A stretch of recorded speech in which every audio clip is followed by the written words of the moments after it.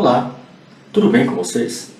A pedido de uma amiga, eu decidi fazer esse vídeo para falar sobre um tema muito importante, que reflete diretamente na saúde física e mental das pessoas: o alcoolismo. Durante a pandemia, houve um aumento considerável no consumo de álcool. As redes sociais estão infestadas de memes sobre álcool e até da impressão de que o consumo excessivo é algo benéfico ou até está na moda. Mas não é verdade.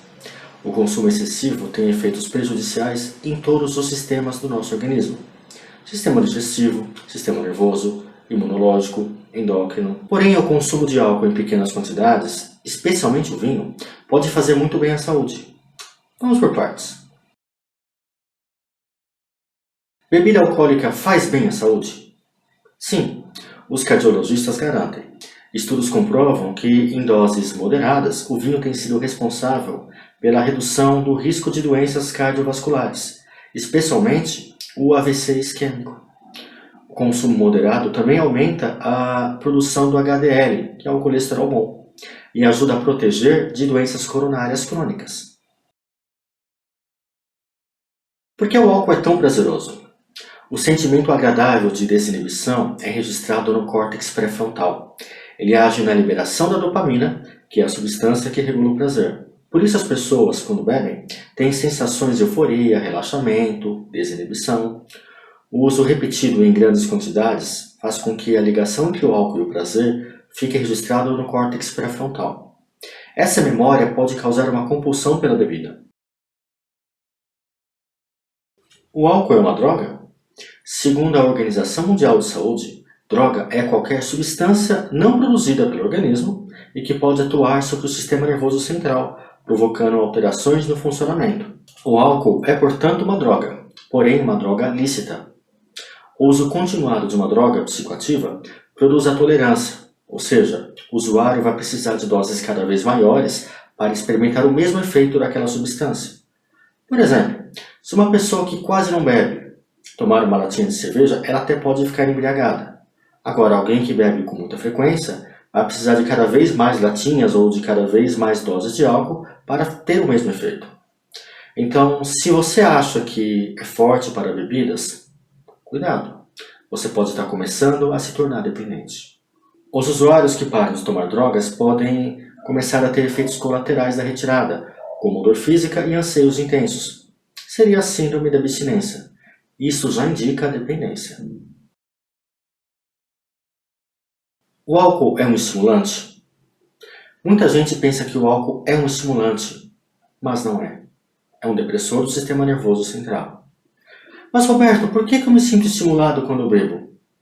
Porque pequenas doses realmente podem deixar uma pessoa toda animadinha. Só que isso acontece porque o álcool diminui a atividade cerebral que controla o julgamento e as inibições. Ou seja, o álcool diminui aquela vergonha na cara e potencializa as características das pessoas.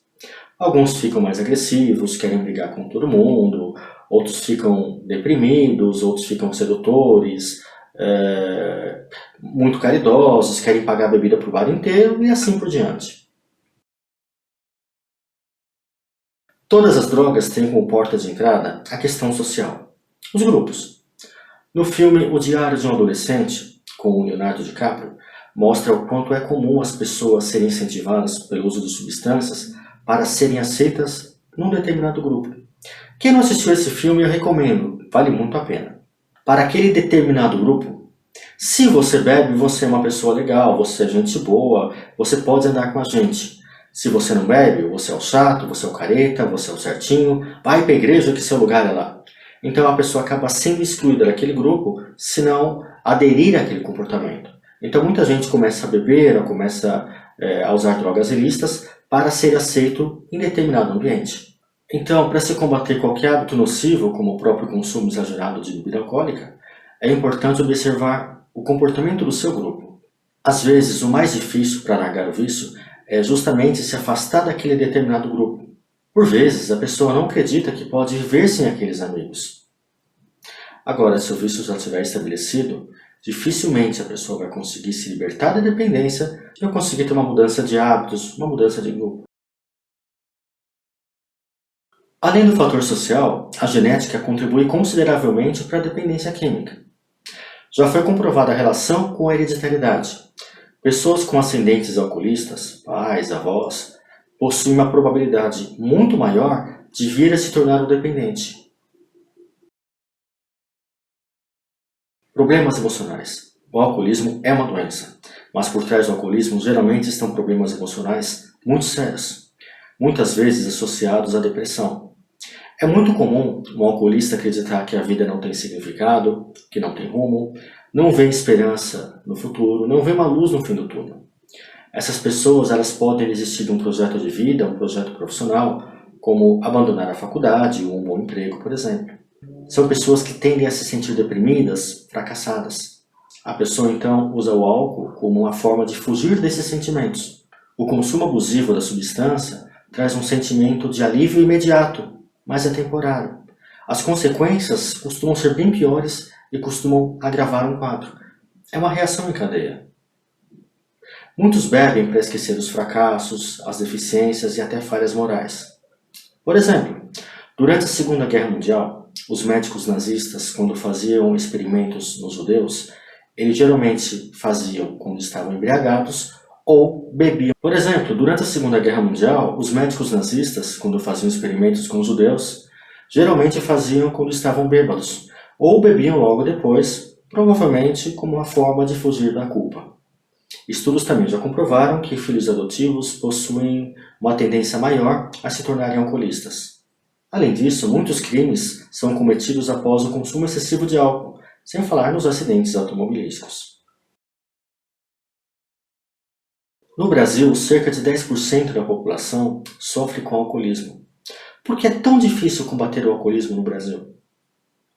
Apesar de ser uma droga, o álcool é uma droga lícita. E o consumo, além de ser permitido, parece ser incentivado. O álcool parece estar sempre associado à imagem de pessoas vencedoras, descoladas, bonitas. Veja os exemplos nas propagandas, nos comerciais ou os filmes, de preferência filmes de ação. Você sempre vê atores e atrizes lindas, com corpos perfeitos, com um desempenho físico e sexual invejável, sempre acompanhados de uma bebida alcoólica, uma cerveja, um vinho ou um whisky.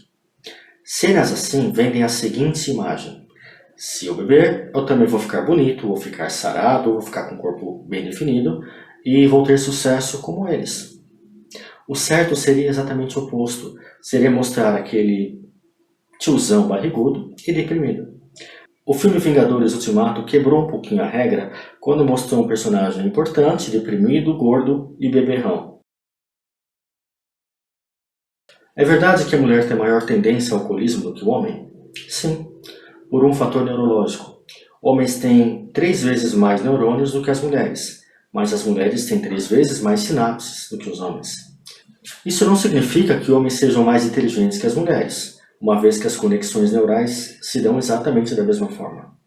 Imagine o seguinte: você precisa ligar 9 cabos elétricos em tomadas na sua casa. O homem possui 9 tomadas, que seriam os neurônios. As mulheres possuem apenas 3 tomadas, mas 3 tomadas cada um com um Benjamin de 3 conexões. Ou seja, a mulher também vai conseguir ligar as 9 tomadas, que seriam as sinapses, da mesma forma que os homens. Se um homem perde um neurônio pelo excesso de álcool, ele perde apenas uma conexão, um cabo. Já a mulher, se ela perde um neurônio, uma tomada, ela acaba perdendo 3 cabos, que seriam as sinapses. Por isso os efeitos do álcool são muito mais nocivos nas mulheres do que nos homens. O alcoolismo é uma doença. Gente, imagine o seguinte: uma doença grave, um câncer, por exemplo.